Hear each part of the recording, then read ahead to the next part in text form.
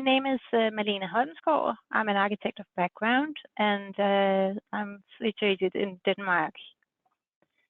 And I'll just make a brief introduction. VSP in Denmark, we have 500 employees, including all services. We have 7 offices, and one of those is in Rødved, where we are 10 people situated that are all specialists in working with existing buildings, heritage and listed buildings, and the whole building physique and how to maintain and how to energy optimize existing buildings, meanwhile still keeping the aesthetics of our existing buildings.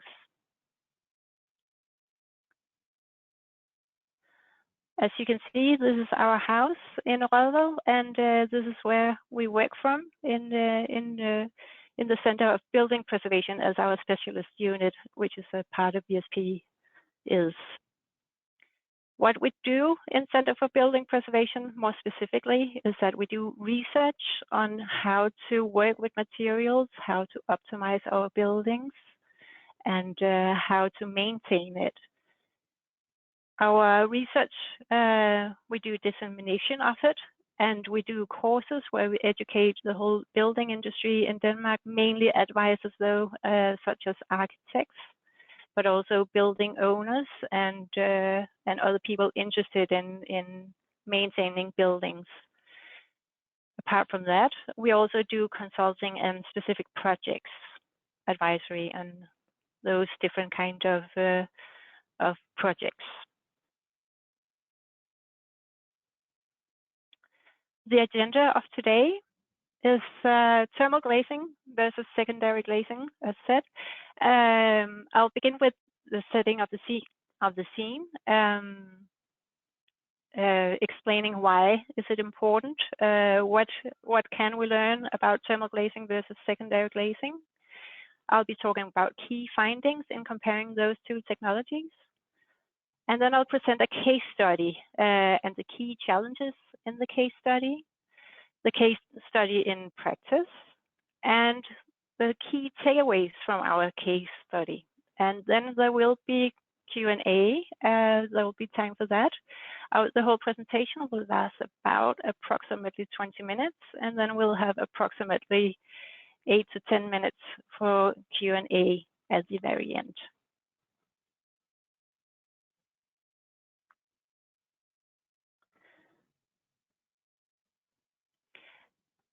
So setting the scene for this whole webinar is in Europe and in Denmark for 20 years, we've been looking at how to energy optimize our buildings. And here we have a tomography of an existing building with only one layer of glass, showing that the energy loss from our windows are very big, actually. So we've been looking into how to improve the energy consumption of our buildings for 20 years in Denmark. And the thing is, the background knowledge for this is that the energy loss that we have from our existing buildings, about 1/3 of our energy loss comes from our windows, meaning that there's a lot to gain if we look at improving our windows and choosing the right technology. You can reduce the energy use in your buildings by 25% by looking at and improving your windows. So that's the background knowledge. Why is it important? And while we're going net zero globally in Europe, in Denmark, which is the better practice? Is it the photo, as you see at the bottom of the slide, with a new window with thermal glazing? Or is it rather a timber window where you have a secondary glazing behind that? And well, for many years, we've been talking about aesthetics. Obviously, how does this compare to our existing buildings, our listed and heritage buildings? Which is more beautiful solution? Is it new thermal glazing windows, or is it timber windows with a secondary glazing? What's important in that discussion is also, of course, the heating cost, as I said, or the energy consumption is totally in accordance with the heating costs. But what's also interesting to be looking at is the lifetime span for our different windows. Does one technology have the same lifetime span as the other technology? Because that's also interesting in terms of costs in the long run and the material use. And well, is there cost for maintenance applicable to both thermal glazing and secondary glazing? Those are the questions that we need to talk about. So while we've been seeing for many years in Denmark at least, is that a total replacement of windows has been considered to be the better solution. So this is a popular or very normal image to see that you have an existing building and you put in thermal glazing and you totally replace the existing windows to energy optimize our buildings. But the question is thermal glazing the right technology, or should we rather get used to seeing maintenance of our buildings? Is that maybe a better solution in terms of aesthetics, energy use, and material use? And and is it a better business case? So instead of guessing and just talking about aesthetics, we immediately started a collaboration with the Technical University of Denmark to see how well does a secondary glazing work as compared to a thermal glazing technology. And here you see a thermography section of windows with a secondary glazing, which is 20 degrees on the inside and 0 degrees on the outside. And it's 20 degrees all the way through from the timber parts and through the glass. Whereas when you compare it to the technology of thermal windows, you have 20 degrees in the center of the glass areas, but it's colder actually where you have the framing of the window. So when you compare those two parameters, actually it seems that secondary glazing is outperforming thermal glazing in terms of energy use, energy consumption, and energy balance. So that makes us question, is going net zero possibly the better business case? And I will explain furthermore about this. And I will do that by presenting a case study. It's the case study is situated in Copenhagen, Denmark. It's a housing unit, Nymølle, consisting of 150 apartments. And when the client came to us for our services, the main challenge was that approximately 30 years ago, they have been changing their windows from the original windows into thermal glazings. But now many of the thermal glazing windows are punctured, so they need a replacement because thermal glazing can't be repaired. And so to make the better decision, what they asked us to perform was an assessment of different window types, where we take into consideration parameters such as maintenance cost, lifetime span, the immediate cost of replacement, and what the total cost over a period of 30 years would be. So this is a facade photo of our case study with the old punctured thermal glazing windows, as you can see. And as you can see, this is a beautiful historical building, about 120 years old. And we have a lot of buildings like that in Copenhagen, if not by the thousands, at least by the hundreds. So in other words, this case study is applicable to many comparable buildings in Copenhagen, in Denmark, and in Europe.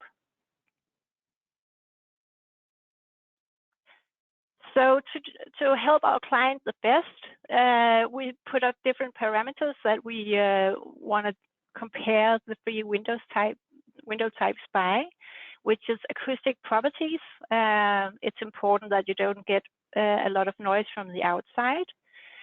What is the lifetime span of the different window types? What are the total costs for over a 30-year period for these three window types? And finally, an assessment of sustainability, meaning what is the LCA, the embodied carbon footprint in the three different window types. And just to attach this webinar to the Sustainable Development Goals, we have the 17 goals that UN has defined. And this specific webinar is talking about or connects directly to sustainability, cities and communities, responsible consumption and production, and climate action. So here we have the three different window types. And just to explain to you what kind of types we're talking about is that in the first kind, we have a primary glazing towards the exterior, and then we have a secondary glazing towards the interior. And it's all timber. The second window type is also timber all the way through with one layer to the exterior, and then we have two layers of glass towards the interior. So meaning altogether 3 layers of glass. And then we have an aloe and timber thermal glazing construction, which is what is the standard in Denmark for now that we must build with when we do new buildings according to our building regulations. So whenever we work with existing buildings, we must also meet with the building regulations. So that's why it's interesting to hold our different proposals to solutions up against the values of the 3-layer thermal glazing, which is considered to be the standard. So the schedule is talking about the energy balance per square meters per year. And what's important to know about energy balance is that the numbers should be as close to 0 as possible. And it might even be interesting to have a plus in the energy balance. It's a question of the balance between how much energy you lose and how much energy you get into the house by the sunlight. And as you can see, the numbers of the energy balance for window type number 1 and 2 are very similar, basically. But also, what's interesting to notice is that they actually outperform by quite a large number the thermal glazing technology, which means that during the years, it will be cheaper to warm up a building with windows with a better energy balance as compared to the higher energy loss. What was also important for our client was the sound reduction. And this is the parameter where you have the thermal glazing performing the best. It's up to 42 decibel that it reduces the sound by, whereas a secondary glazing with 1 layer or 2 layers is 25 to 30 decibel or up to 30 for window type number 2. And then what's also interesting when you look at the bigger picture and what our client was interested in, as they need to replace the windows after only 30 years now, they wanted to see how many years can we calculate to keep our windows this time, because we're not interested as owners of the building to have to make a huge investment already after 25 to 30 years once again. So what is the lifetime span of these different window types? And as you can see, the lifetime span for window type number 1 is above 100 years, and that's including maintenance with linseed oil. And for window type number 2, the lifetime span is also expected to be above 100 years, and then you have the thermal glazing part, the interior part of the window, to have a lifetime span of 40 to 60 years. However, the thermal glazing is only about 30 years. So that's the numbers, but the economy is also interesting to look at. It's not just a question of the decibel sound reduction.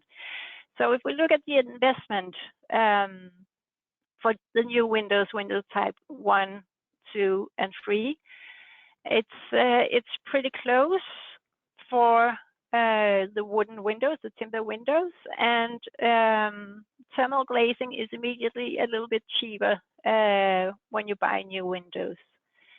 Then you have the maintenance cost over a period of 30 years.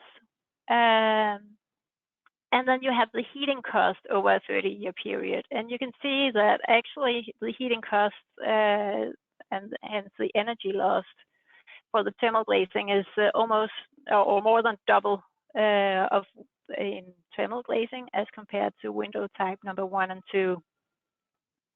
However, what's very interesting to look at is that if you look at the residual value of the window types, is that after 30 years, the thermal glazing, the residual value is 0, whereas it's $1.5 million for the window type number 1 and 1.65 for window type number 2.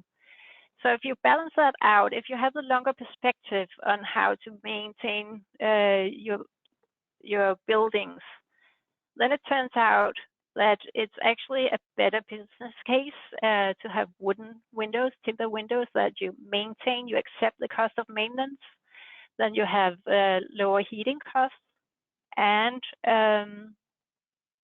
then you have your windows for above 100 years. Whereas if you stick to, so to say, thermal glazing as the better solution because the maintenance costs are lower, the business case in the long run after 30 years is actually it's quite a lot more expensive to use thermal glazing.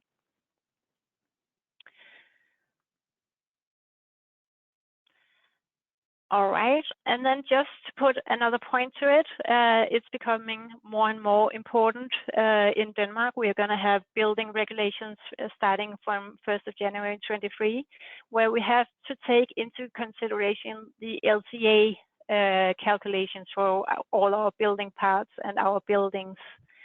And talking about LCA, that's a life cycle assessment, meaning that you must consider also the embodied carbon in the construction phase or in replacing building parts.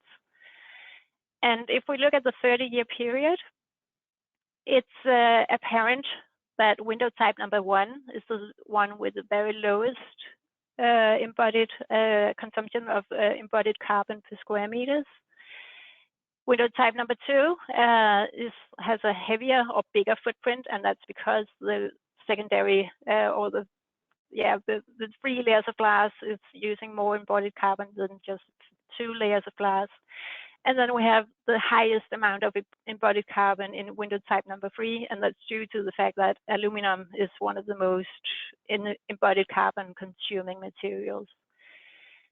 And if we prolong our perspective furthermore than just a 30-year period, when we look at, that's a misspelling, if we look at it after 60 years, it's going to be the same for window type number 2, and it's going to be bigger, 256 for number 2, and it's going to be doubled for thermal glazing. And after 90 years, it's the difference between the different solutions is even more apparent. We're still at 109 for window type number 2.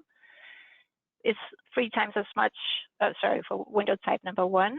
It's 3 times as much for window type number 2, and it's 6 times as much for the thermal glazing.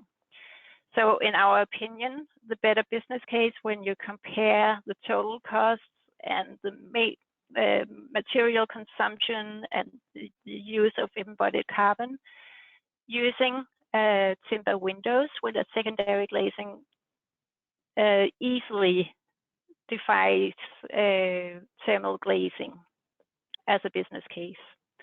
And just to wrap it up, the client is choosing window type number 2 as for them it's very important that they have as much sound reduction as possible, and they do want to have the windows for more than just a 30-year period.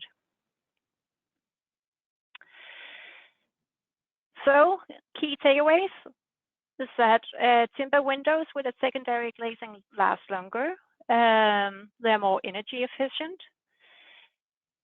The total cost when we look at maintenance and replacement is lower than with thermal glazing, and the footprint regarding embodied carbon is lower for timber windows as compared to thermal glazing.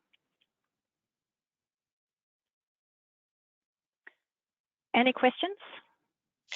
Thank you, Malin, for your presentation. So just some housekeeping items before we move to the Q&A period. The presentation is available to download in the handout box on the GoToWebinar platform, and also you can download a PDF version of the presentation from the handout box on the dashboard. Malin, if you can please open your webcam, it would be really nice to see you. Thank you. Yes, I will. There we go. I will start with the first question. This is regarding lifetime span. Is the method of maintenance of any importance? Yes, it is. What we've been using in this assessment is linseed oil. There's another treatment, which is water-based paint. But the difference between linseed oil and water-based paint is that linseed oil protects the timber in a far better way, which is why if you use water-based paint instead of linseed oil, you should expect the lifetime span of the timber windows to be reduced to 40 to 60 years, which is a dramatic difference from above 100 years. So yes, it's very important. Thank you. There is a question here regarding heating cost.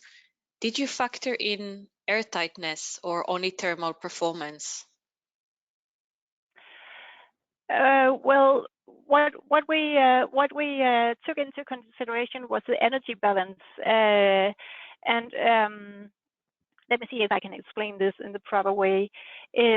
All our studies that we did with the DTU, the Danish Technological University, shows that a secondary glazing is more efficient because you have a bigger airspace that's heated up as compared to thermal glazing. When you do have 3 layers of glass in thermal glazing, it allows you to have different kinds of gases in between the layers, which